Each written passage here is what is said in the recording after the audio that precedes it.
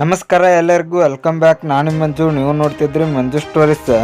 Friends, ಕೊನೆಗೂ ಪವನ್ ರಾವತ್ ಅವರು ಆ್ಯಕ್ಷನ್ಗೆ ಬಂದಿದ್ದಾರೆ ಅಂತ ಹೇಳ್ಬೋದು. ಹೌದು ಫ್ರೆಂಡ್ಸ್, ಟೈಟನ್ಸ್ ತಂಡದಿಂದ ಪವನ್ ರಾವತ್ ಅವರನ್ನು ಹೊರಗೆ ಹಾಕಿದ್ದಾರೆ. ಹಾಗಾದರೆ ಇದರ ಬಗ್ಗೆ ಸಂಪೂರ್ಣ ಮಾಹಿತಿಯನ್ನು ನಾನು ನಿಮಗೆ ಈ ವಿಡಿಯೋದಲ್ಲಿ ತಿಳಿಸ್ಕೊಡ್ತೀನಿ.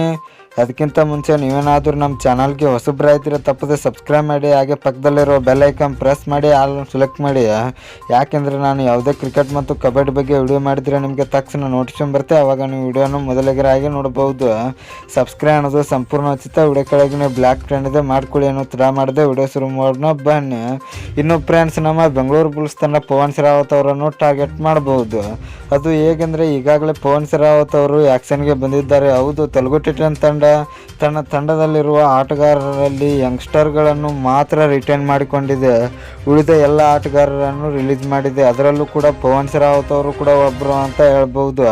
ಪವನ್ ರಾವತ್ ಅವರನ್ನು ಹೋದ ವರ್ಷ ತೆಲುಗು ಟೈಟನ್ ತಂಡ 2,60,00,000 ಕೊಟ್ಟು ಖರೀದಿ ಮಾಡಿತ್ತು.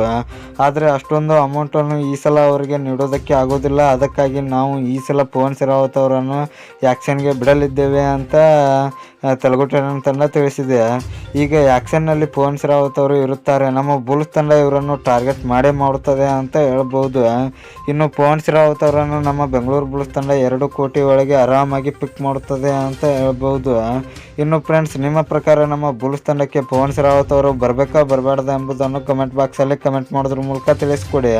ಇನ್ನು ನಿಮಗೆ ಇದೇ ರೀತಿ ನಮ್ಮ RCB ಬೆಂಗಳೂರು ಬುಲ್ಸ್ ಬಗ್ಗೆ ಅಪ್ಡೇಟ್ಸ್ ಬೇಕಾದರೆ ನಮ್ಮ ಚಾನಲ್ ಲೈಕ್ ಮಾಡಿ, ಶೇರ್ ಮಾಡಿ, ಸಬ್ಸ್ಕ್ರೈಬ್ ಮಾಡಿ. ನಮಸ್ಕಾರ ಫ್ರೆಂಡ್ಸ್.